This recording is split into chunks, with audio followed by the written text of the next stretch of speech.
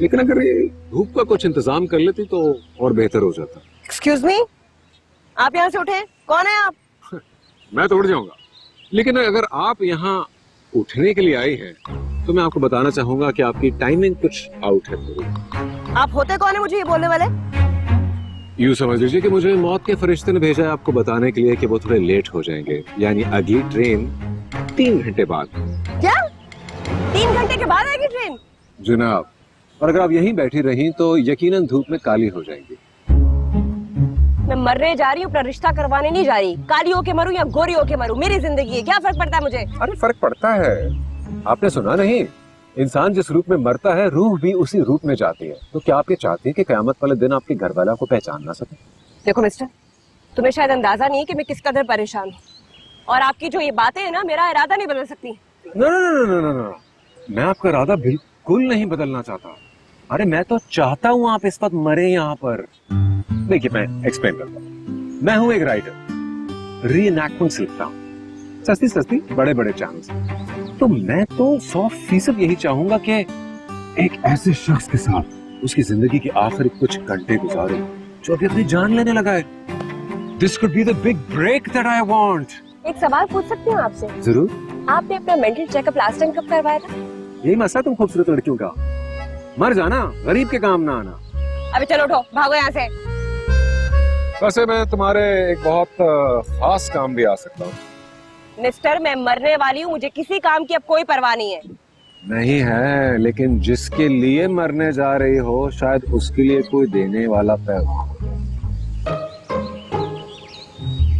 ये फोन है मेरा, लास्ट कॉल उसी को की है, विकी नाम है उसका।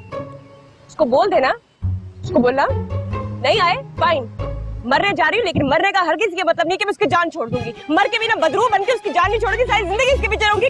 हाँ है, ठीक है। 2-4 गालियां मैं अपनी तरफ से खुद जोड़ लूंगा।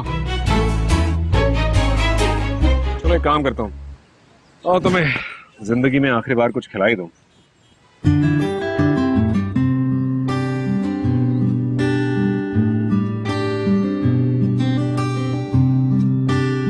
Bye the way, Hasan. रानिया।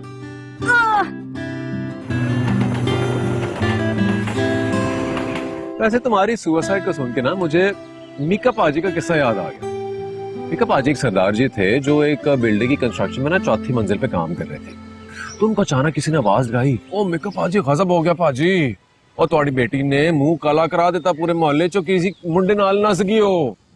मीका पाजी को हम लग गया, उसने छलांग लगा दी 4थी मंजिल से।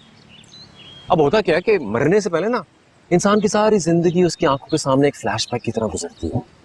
तो जब तीसरी मंजिल पे मीका पाजी पहुंचे तो उनको फ्लैशबैक नजर आया कि उनकी तो कोई बेटी नहीं। दूसरी मंजिल पे पहुंचे तो उनको एक और फ्लैश आया, इसमें उनको दिखाई दिया कि उसकी तो शादी नहीं हुई। और जब मीका पाजी पहली मंजिल पे पहुंचे तो उनको दिखाई दिया कि उसका नाम तो मीका पाजी है ही नहीं।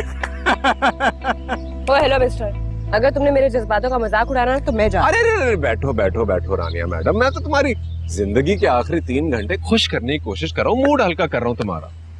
खुद बताओ, अभी थोड़ी देर बाद ट्रेन गुजरनी है, तुम्हारा चेहरा धड़ से कट के दूर जा गिरेगा, लेकिन उस पे एक स्माइल होगी। मैं उसकी पिक्चर लूंगा, उसे इंस्टाग्राम पे डालूंगा और कैप्शन दूंगा #bringing smiles। Just kidding। मेरे ख्याल से इंटरव्यू शुरू करते हैं। तो जी, ये आपने जो जॉगर पहने या आपने रोजमर्रा की जिंदगी में पहनती हैं या खास भागने के लिए पहने? अच्छा सीरियस। आप सुसाइड क्यों कर रही हैं? क्योंकि मेरे साथ धोखा हुआ है। सवाल नंबर 2, क्या धोखा इतनी बड़ी चीज है कि उसके लिए अपनी जान ले ली जाए? अरे मैं सवाल पूछ रहा हूँ, रोक हरगिज नहीं रहा। डिपेंड करता है धोखा दिया किसने। वैसे ही बात अपनी ठीक ही, जो आपके दिल के जितने ज्यादा करीब हो उसका दिया हुआ धोखा उतनी ही ज्यादा चोट पहुंचाता है। लेकिन सवाल ये भी तो बनता है कि क्या वो शख्स वाकई आपके इतने करीब है या सिर्फ आप उसे इतने करीब समझती हैं? नहीं, प्यार तो करता था मुझे। अगर प्यार ना करता तो वेडिंग रिंग पे अपना नाम क्यों लिखवाता? विकी लिखवाया था उसने। पता नहीं ऐसा क्या हुआ है, मुझे कुछ समझ नहीं आ रही, वो क्यों नहीं आया और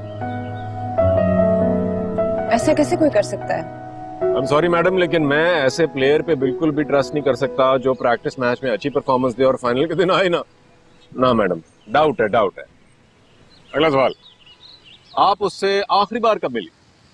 अब ये कैसा सवाल है, पहली बार का पूछो ना। अरे यार, वो ट्रेन का टाइम हो जाएगा, बात लंबी हो जाएगी, आखिरी बार बता दो। 2 महीने पहले यूनिवर्सिटी में। 2 महीने पहले? हाँ। यानी तब से लेके अब तक रिलेशनशिप पूरा फोन पे? तो बीच में छुट्टियां आ गई थी ना। मैडम जी, उसका व्हाट्सएप चेक करो, अभी तक पता नहीं कितने अफेयर चला चुका होगा।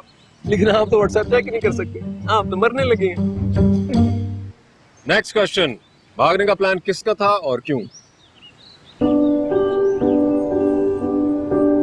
मेरा अबू बहुत गुस्से वाले हैं। हमारे खानदान में ना जात से बाहर शादी नहीं करते। विकी किसी और कास्ट का है, यूनिवर्सिटी में मुझे मिला, प्यार हो गया, इसलिए। तो अम्मी को बोलो। अम्मी नहीं है, मेरे पैदा होते ही मर गई।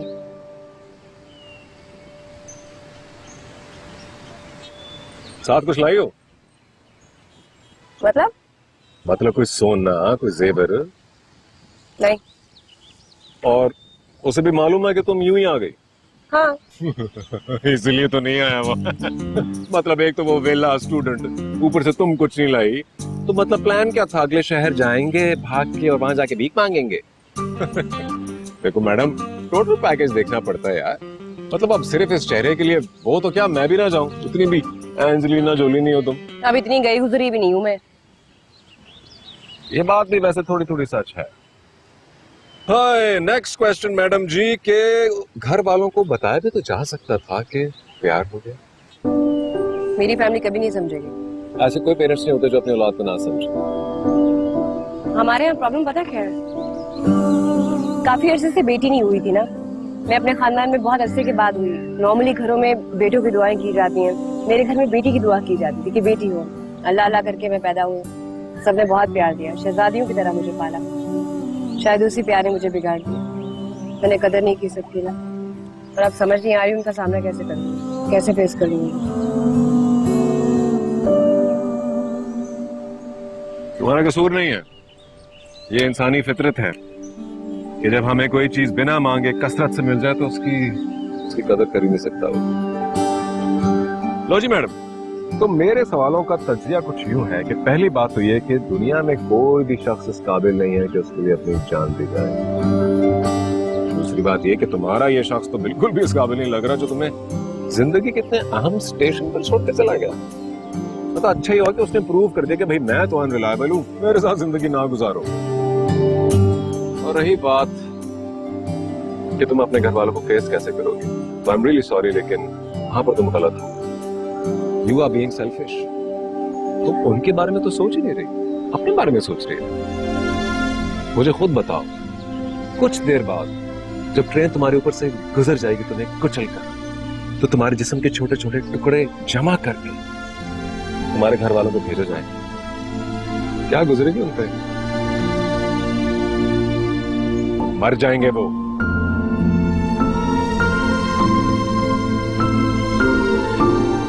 अब रह गया आखिरी मसला, जो किसी हद तक ठीक है कि अब ये सब ड्रामा कर लिया, तो अब घर जाके बताओगी क्या? तो उसके लिए मेरे पास एक आइडिया है, उसमें कुछ यूं कर सकते हैं।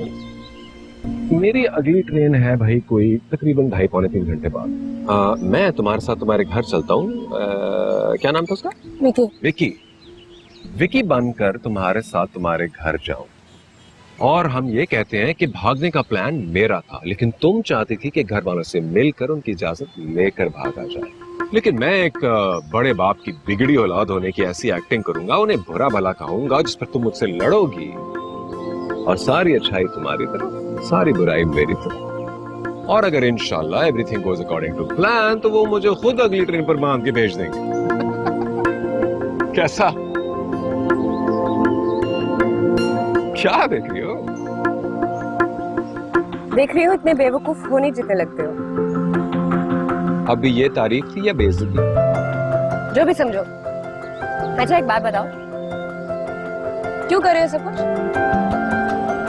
देखो मैडम, राइटर हूं ना, फलसफे में सोचता हूँ। तो मेरा एक फलसफा है कि हर इंसान अपनी लाइफ स्टोरी का हीरो खुद होता है। तो मैं भी अपनी लाइफ स्टोरी का हीरो खुद हूँ। हीरो अब आके लोगों की जान नहीं बचाएगा तो और क्या करेगा। सोचो सोचो, ज्यादा देर तक ये ऑफर वैलिड नहीं रहेगी। हाँ, कर लोगे? हो पाएगा तुमसे? अरे लिख के देता हूँ, हीरो ने करना क्या है तो हीरो नहीं बन सकता। अबू मेरे बहुत सख्त है, मैं बता रही हूँ पहले। अरे अब तुमने तुम्हें अभी मेजे क्या देगा। बात बाद में करते, गन पहले चलाते हैं। पक्का चले? चलें चलें। हाथ दो।